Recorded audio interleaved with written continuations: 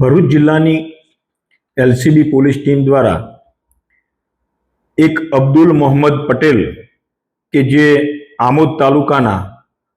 કુરચન ગામનો વતની છે એને એક ચોરીની બાઇક સાથે પકડેલો.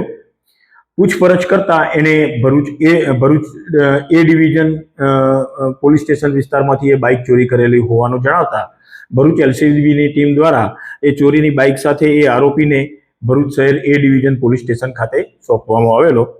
ત્યારબાદ ભરૂચ શહેર એ ડિવિઝન પોલીસ સ્ટેશનના પીઆઈ શ્રી વસાવા અને એમની પોલીસ ટીમ દ્વારા એની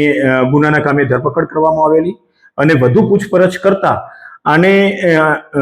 બીજી 10 જેટલી બાઇક ચોરી કરેલી હોવાનું પૂછપરછ દરમિયાન જણાઈ આવેલું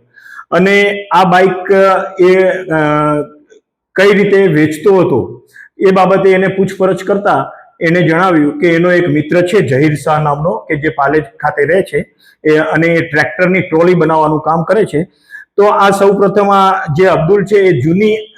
ભંગાર જેવી મોટરસાયકલો ભંગારિયાઓની પાસેથી આરસી બુક સાથે ખરીદતો હતો અને ત્યારબાદ આ જે એના જેવી જે આરસી બુકમાં જે મોડેલની મોટરસાયકલ દર્શાવેલી હોય એવી બાઇકની એ ચોરી કરતો હતો.